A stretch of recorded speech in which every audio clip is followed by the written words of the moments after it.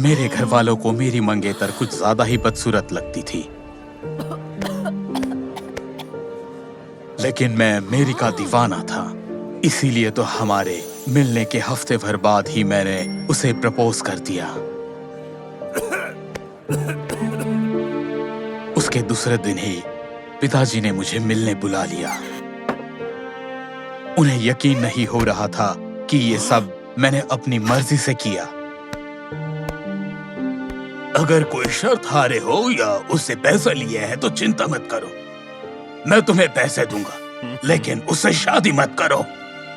पिताजी की बात सुनकर मैं हंस पड़ा। बेशक मैंने उन्हें मना किया और वो कहने लगे कि उसने मुझ पर कोई काला जादू किया है।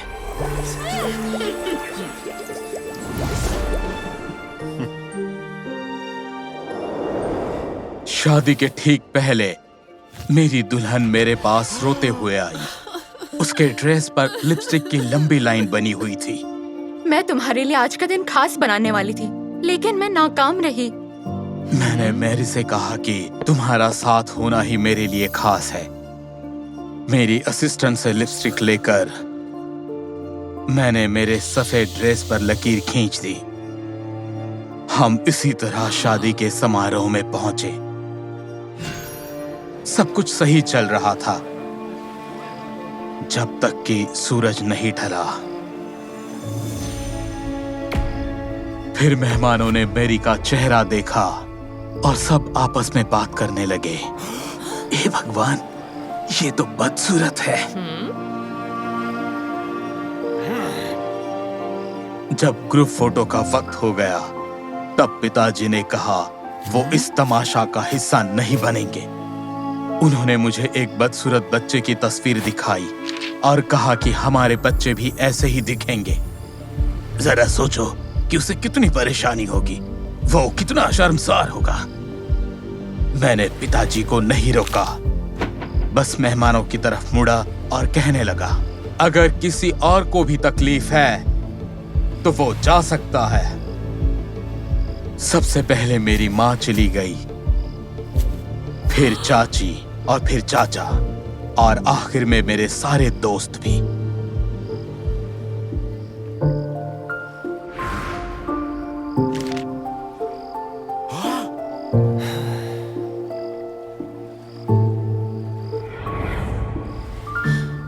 मेरी तरफ से सिर्फ कैरोल, मेरी असिस्टेंट ही रह गई।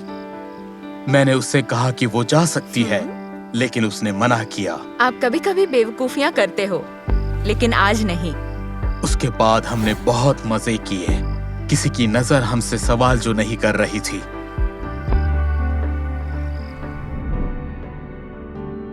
जो भी हो, जब मेरी और मैं हमारे होटल पहुंचे तब मुझे उसके सामान में 2 काली गुड़ियां मिली। उसमें से एक के बाल हूबहू मुझ जैसे थे और दूसरी की नाक बिल्कुल मेरी जैसी थी। मुझे तुरंत पिताजी की काले जादू वाली बात याद आ गई। अगर सब लोग सही हुए और मैं गलत, तब क्या होगा? जैसे ही हम घर पहुंचे, मैंने मेरी वाली गुड़िया आग में जला दी, जैसे मैंने इंटरनेट पे पढ़ा था, और मैरी की गुड़िया बतौर सबूत रख ली। मैं देखना चाहता था कि क्या सच में मैरी ने जादू किया था। मैं मेरी बीवी को बेडरूम में ले गया और वहां जो हुआ वो सब तो इतना बढ़िया कभी नहीं हुआ था। क्या मैं गलत था और मेरी बीवी बेकसूर थी? मैंने तय किया कि दूसरी गुड़िया निकालकर मैरी से पूछूंगा। तभी अचानक मेरी बीवी को याद आया कि उसे कैरोल के साथ किसी एग्जीबिशन में जाना है। मैंने जानना चाहा था कि एग्जीबिशन किस चीज का था और वो कहां पर चल रहा है, लेकिन मैरी ने कुछ भी बताने से मना किया। उसने कहा कि मुझे उसे मिस करना शुरू करना होगा।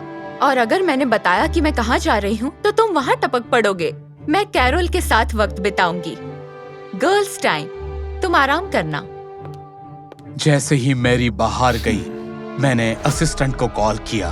और उसने कहा कि उसका शाम में कोई प्लान नहीं है। मैरी ने मुझसे झूठ कहा। मैंने एक टैक्सी की और ड्राइवर से कहा कि मेरी बीवी का पीछा करो। वो एक बिजनेस सेंटर पर रुकी, लिफ्ट ली और तीसरी मंजिल पर चली गई। मैं दूसरी लिफ्ट में गया और तीसरा बटन दबाया। बाहर आते ही मुझे दरवाजों से भरा एक कॉरिडोर नजर आया। मेरी इनमें से एक ऑफिस में गई थी, लेकिन कौन से? मेरी नजर एक दरवाजे पर पड़ी जहां दिलचस्प अंदाज में लिखा था अफ्रीकन तंत्र और विधि केंद्र। बहुत देर बाद मेरी वहां से बाहर आई। मैंने उससे पूछा वो यहाँ क्यों आई? नई गुड़िया खरीदने के लिए? तुम क्या बात कर रहे हो? मैं तो प्लास्टिक सर्जन का ऑफिस ढूंढ रही थी। मैं चाहती हूँ कि तुम्हारी अपने घर वालों से बन जाए। मेरी ने माना कि उसे बुरा लग रहा था कि वो मेरे और मेरे घर वालों की बहस का कारण बन गई, तो उसने प्लास्टिक सर्जरी करवाने का फैसला किया और मेरी ने असिस्टेंट से किसी भरोसेमंद सर्जन के बारे में पूछा। लेकिन प्लीज मेरे पति से कुछ भी मत कहना। वो मुझे इतना चाहते हैं कि मुझे ऐसा कुछ भी नहीं करने देंगे।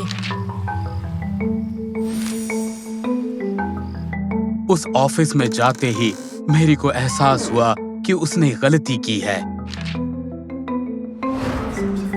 उस टेबल के परे बैठे शख्स ने उससे वादा किया कि वो चमत्कार कर देगा, सर्जरी से नहीं बल्कि उसकी तंत्र विद्या से। शायद कैरोल थोड़ा नशे में थी और उससे गलती हो गई। मैं अभी उसे कॉल करके सही नंबर लेती हूँ।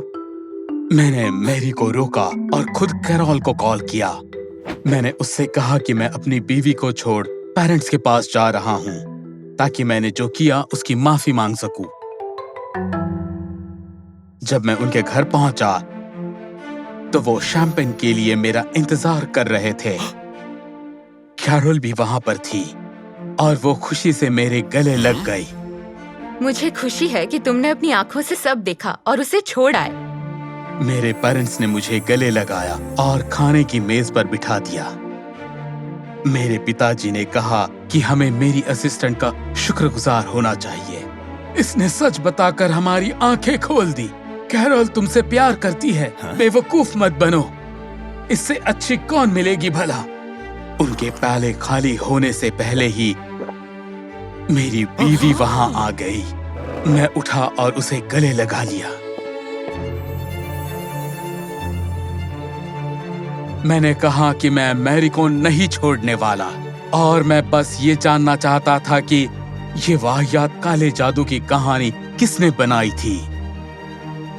मेरे असिस्टेंट ने सारी हदें पार कर दी तो मैंने उसे निकाल दिया और अपने पेरेंट्स से कहा कि अगर उन्हें कभी मिलाप करना होगा तो पहल उन्हें करनी होगी। उन्हें खुश करने के लिए मैं अपनी बीवी नहीं बदल सकता, ना उसके चेहरे पर छुरियां चला सकता हूँ।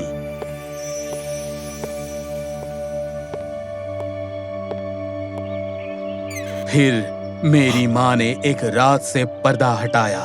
उसने हमें पिताजी की और उनकी पहली तस्वीर दिखाई।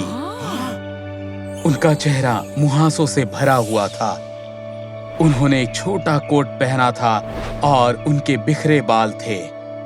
माँ ने कहा कि पिताजी उनके लिए सही चुनाव थे। ये साबित करने के लिए उन्हें काफी मशक्कत करनी पड़ी। मॉम का सबक काम कर गया। अलविदा कहते वक्त पिताजी ने मेरी से माफी मांग ली और वादा किया कि वो हमारे मामले से दूर रहेंगे।